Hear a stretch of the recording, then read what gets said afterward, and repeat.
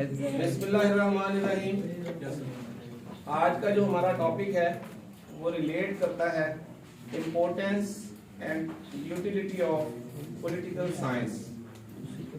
अब examination point of view से इसका जो क्वेश्चन इस तरह से भी हो सकता है, discuss the importance and utility of political science, या explain the importance and utility of political science.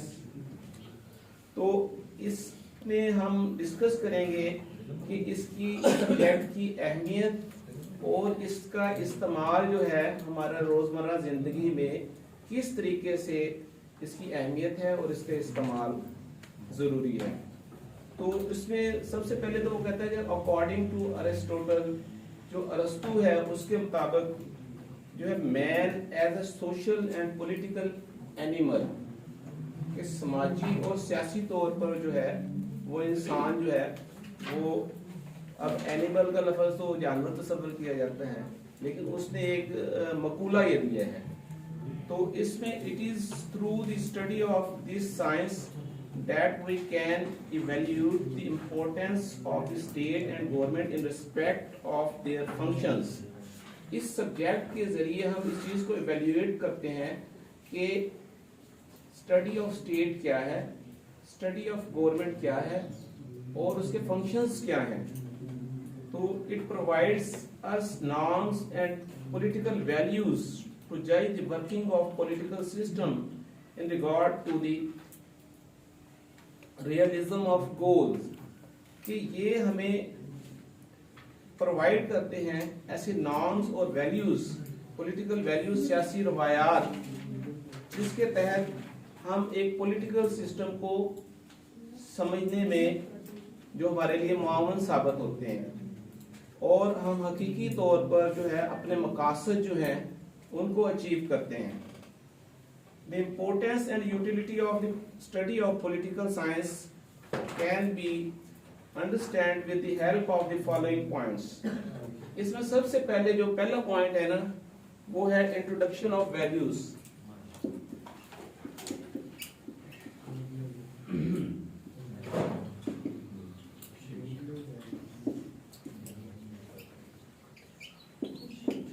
इसमें हमने क्या देखना है कि इंट्रोडक्शन ऑफ वैल्यूज क्या है, कि जो किसी भी सोसाइटी में कोई रवायात पाई जा रही हैं वो क्या है।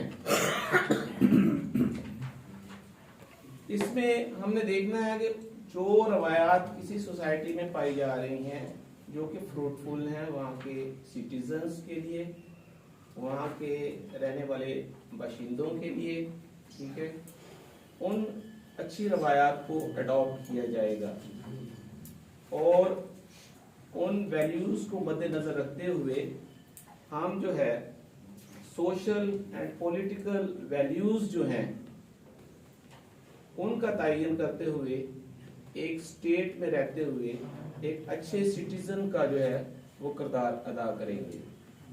और जो इसी तरीके से हम जो है परफॉर्म करेंगे उन फंक्शंस को जो एक स्टेट को चलाने के लिए इंतहाई ज़रूरी हैं। उसमें क्या है, उन रवायात को मद्देनजर रखा जाएगा, उन वैल्यूज को मद्देनजर रखा जाएगा। दूसरा इसमें हम देखते हैं कि दूसरा इसमें सबसे अहम अंसर जो पाया जाता है वो है प्रोटेक्शन ऑफ राइट्स।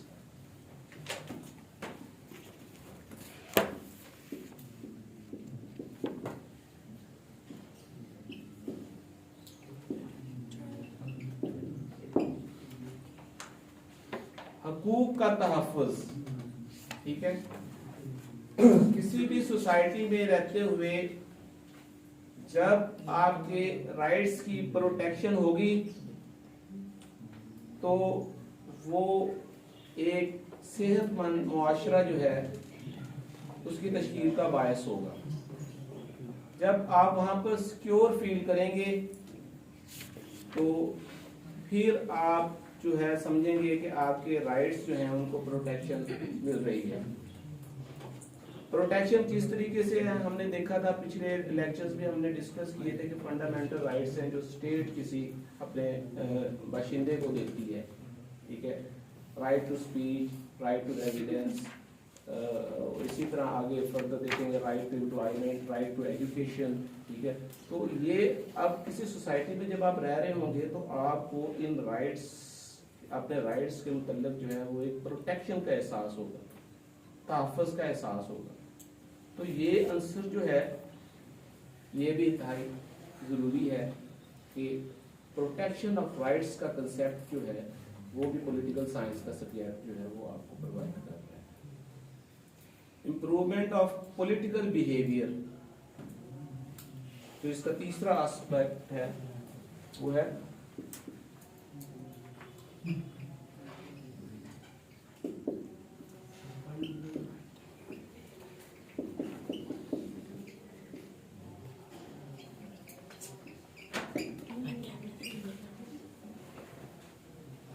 ये क्या है, इसमें जब आप किसी सोसाइटी में रह रहे होंगे तो आपका जो बिहेवियर होगा उसमें इम्प्रूवमेंट होना जरूरी है, एथिकली भी, मॉरली भी। लेकिन हम जब पॉलिटिकल साइंस के सब्जेक्ट का मुताला करते हैं तो ये हमें बताता है कि हम एक स्टेट और एक गवर्नमेंट के कंसेप्ट को मद्देनजर रखते हुए हमने आगे चलना है। तो उसके लिए क्या है कि हमारे अंदर एक पॉलिटिकल बिहेवियर जो है वो डेवलप होना जरूरी है। अब पॉलिटिकल बिहेवियर क्या है? पॉलिटिकल बिहेवियर में भी आप देखते हैं कि जब आप किसी सोसाइटी में रहते हुए एक अच्छे शहरी का किरदार अदा करते हैं तो आप अपना अच्छा और बुरा जो है वो आपने खुद सोचना है, अपने बिहेवियर से साबित करना है कि सियासी तौर पर आपके पास कोई विजन है, आपने सोसाइटी में से कौन से अफराद का चुनाव करना है, आपने एक सियासी रवैया इस तरह का बनाना है कि एक मीटिंग में कुछ लोग बैठ सकें, जो कंसेंसस बन सके। अगर कोई इख्तलाफ होगा, ठीक है, उसमें भी एक तरीकाकार के मुताबिक इख्तलाफ होगा, हम एक दूसरे की बात को समझेंगे और आगे लेके चलेंगे, उसके बाद एक कंसेंसस डेवलप होता है।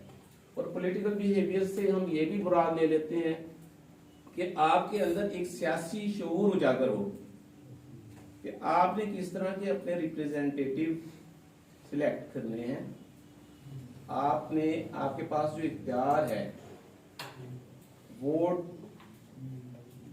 एक्सरसाइज करने का, ठीक है, वो आपने देखना है कि आपने वोट किसको देना है।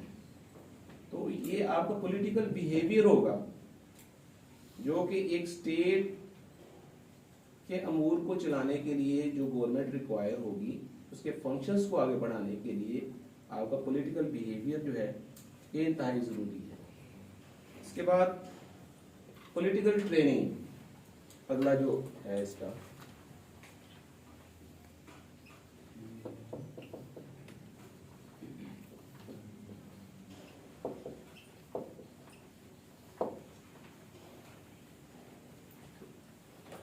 अब पॉलिटिकल बिहेवियर जो है वो किस तरह होगा, उसके लिए आपकी पॉलिटिकल ट्रेनिंग का होना जरूरी है। ये सब्जेक्ट हमें बताता है कि सियासी तौर पर एक सोसाइटी में रहने वाले फर्द की जो है ट्रेनिंग किस तरीके से होगी, किस तरीके से उसको सियासी शऊर, सियासी आगाही आएगी। उसमें क्या है, वो देखेगा कि इंट्रोडक्शन ऑफ वैल्यूज को मद्देनजर रखेगा, वो देखेगा कि प्रोटेक्शन ऑफ राइट्स, उसके राइट्स जो हैं वो किस तरीके से उनका तहफ़्फ़ुज़ हो सकता है, वो देखेगा कि जी इम्पोर्टेंस ऑफ पॉलिटिकल इम्प्रूवमेंट जो है वो पॉलिटिकल बिहेवियर में वो किस तरीके से उसकी आई है। ये सारी चीज़ें जब इकट्ठी होंगी तो फिर आपकी एक पॉलिटिकल ट्रेनिंग का आंसर भी होगा। आप देखेंगे, आप डिफरेंट इंस्टीट्यूशंस, जैसे मैंने आपको कहा कि लोएस्ट लेवल से हाईएस्ट लेवल तक किसी भी स्टेट में इदारे पाए जाते हैं, तो आप पॉलिटिकल ट्रेनिंग जो है वो इंडिविजुअली भी हो सकती है, पार्टी बेसिस पे भी हो सकती है, लोकल जो आप पार्टिसिपेट करते हैं किसी भी पॉलिटिकल सिनारियो में रहते हुए किसी पॉलिटिकल सिस्टम को आगे ले जाने के लिए, तो उसमें आप देखेंगे एक एक्सरसाइज ऑफ वोट जो है वो किस तरीके से करना है। आपने देखना है कि किसी पार्टी का सियासी मैनिफेस्टो क्या है, आपने आगे देखना है कि इन्होंने आगे जाके क्या किस तरीके से आपके राइट्स की प्रोटेक्शन करनी है, किस तरीके से इन्होंने जो आपके लिए बेहतर आपकी वेलफेयर के लिए जो मामलात हैं उनको लेके आगे चलना है। तो ये सारी चीज़ें आपने मद्देनजर रखना। उसके बाद जब ये चार चीज़ें आ जाएंगी तो फिर आगे क्या होगा, उसके बाद जो है सक्सेस ऑफ डेमोक्रेसी, ठीक है।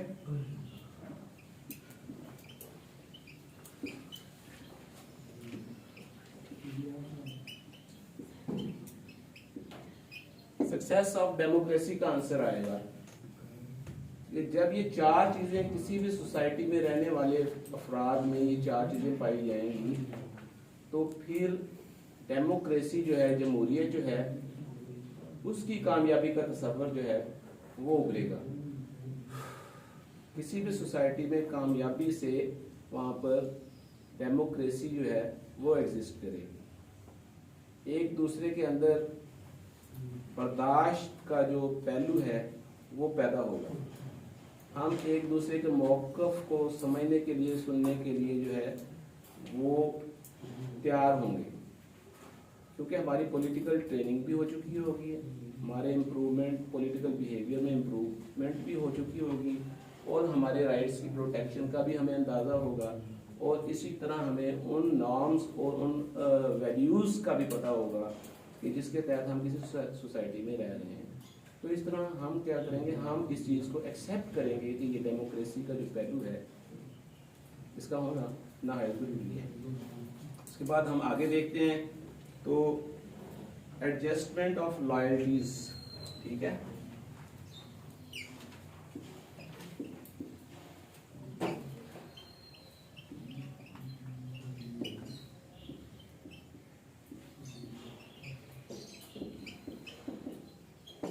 एडजस्टमेंट ऑफ लॉयल्टीज, अब ये नहायत ही अहम ये चीज आंसर है। वो क्या है, लॉयल्टी से क्या मुराद लेंगे कि हुब्बुल वतनी, ठीक है। आपके अंदर एक हुब्बुल वतनी का आंसर भी होना जरूरी है। जब ये चारों पांचों जो हमने पहले डिस्कस किए हैं ये चीजें होंगी तो उसके बाद क्या होगा कि आपके अंदर अपनी स्टेट से लॉयल्टी जो है उसका होना नहायत जरूरी है। अगर स्टेट से लॉयल्टी होगी तो फिर आप पॉलिटिक्स अच्छे तरीके से कर सकेंगे। पॉलिटिक्स में रहते हुए आप अच्छे तरीके से एक स्टेट के फंक्शंस को आगे लेके चलेंगे, क्योंकि आपने अपने स्टेट के बारे में आपने लॉयल्टी को मद्देनजर रखना है, हुब्बुल वतनी के पहलू को मद्देनजर रखना है। उसके बाद दूसरी चीज़ें हैं जो आगे जाके आप देखेंगे। तो इसके बाद आ जाता है जी promotion of knowledge.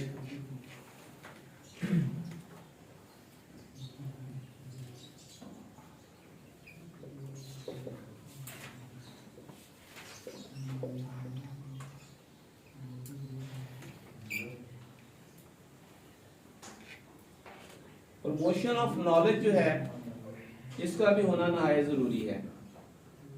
Political science जो है वो रिलेट करती है, क्लोजली रिलेट करती है डिसिप्लिन से। The present day political problems have their roots deeply planted into other socio-economic and cultural issues.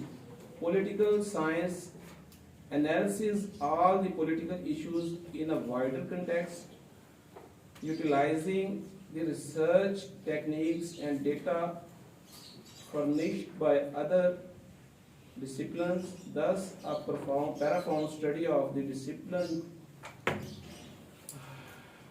the intellectual understanding of its students and enriches their knowledge.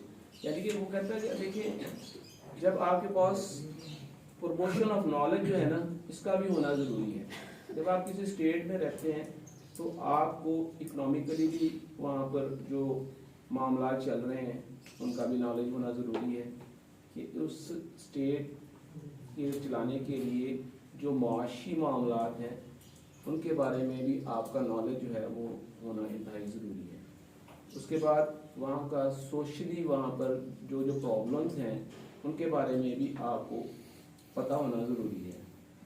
उसके अलावा आप वो देखेंगे कि वहाँ एजुकेशन की रिक्वायरमेंट वहाँ पर क्या है, वहाँ आप देखेंगे हेल्थ की रिक्वायरमेंट आप वहाँ पर क्या होनी चाहिए।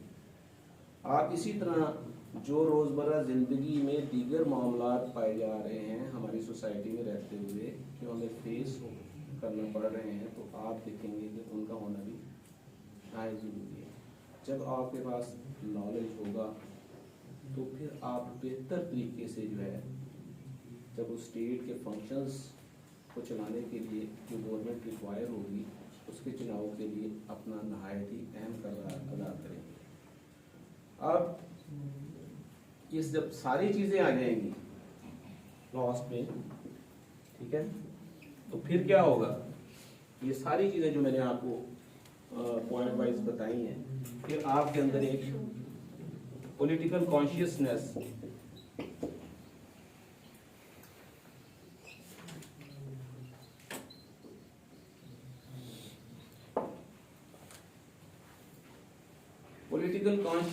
जो है वो आपके अंदर आ जाएगी। अब पॉलिटिकल कॉन्शियसनेस क्या है कि ये वही जो हम स्टार्ट से बातें कर रहे हैं कि आपके अंदर एक सियासी शऊर जो है वो आ जाएगा, कॉन्शियसनेस का पहलू आ जाएगा। आप अपने राइट ऑफ वोट को एक्सरसाइज करते हुए आप, क्योंकि आपके पास आपको पता होगा कि नॉर्म्स एंड वैल्यूज क्या हैं इस स्टेट में रहते हुए, आपको पता होगा कि आपके राइट्स की प्रोटेक्शन किस तरह होनी है, ठीक है। फिर आपको ये भी पता होगा कि आपके जो पॉलिटिकल बिहेवियर्स हैं वो किस तरीके से इम्प्रूव हुए हैं। आपके पास पॉलिटिकल ट्रेनिंग भी आपकी हो चुकी होगी। उसके बाद सक्सेस ऑफ डेमोक्रेसी जो है, जब ये चार चीज़ें आ जाएंगी तो आपके अंदर सक्सेस ऑफ डेमोक्रेसी जो है वो उसका भी पहलू उजागर होगा, ठीक है। फिर आप देखेंगे कि आपके अंदर हुक्म वतनी का एक जज्बा होगा कि आपने एक स्टेट में रहते हुए अपने लोगों के लिए आपने काम करना है, उस स्टेट के लिए आपने काम करना है, उस सोसाइटी के लिए आपने काम करना है, उसकी वेलफेयर को मद्देनज़र रखना है और अपने राइट्स की प्रोटेक्शन को मद्देनज़र रखना है।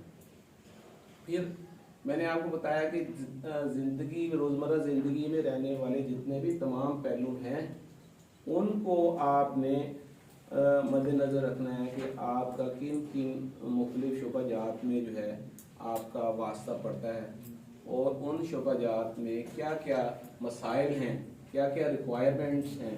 जैसे मैंने आपको मिसाल दी है कि इकोनॉमिक्स, सोशल, एजुकेशन, हेल्थ, इसी तरह दीगर जो डिपार्टमेंट हैं तो उनमें आपकी क्या क्या उसमें रिक्वायरमेंट है, तो उसमें आपका नॉलेज इन्हांस होगा। जब तो फिर ये सब जब सारी चीज़ें होंगी तो फिर आपके अंदर पॉलिटिकल कॉन्शियसनेस आएगी। तो हम जब पॉलिटिकल कॉन्शियसनेस आएगी तो फिर हम एक being student of political science, हम एक स्टेट में रहते हुए एक मुफीद शहरी का किरदार अदा करते हुए एक स्टेट को चलाने के लिए जो गवर्नमेंट का कंसेप्ट है उस गवर्नमेंट के फंक्शंस को आगे बढ़ाने के लिए अहम किरदार अदा करेंगे।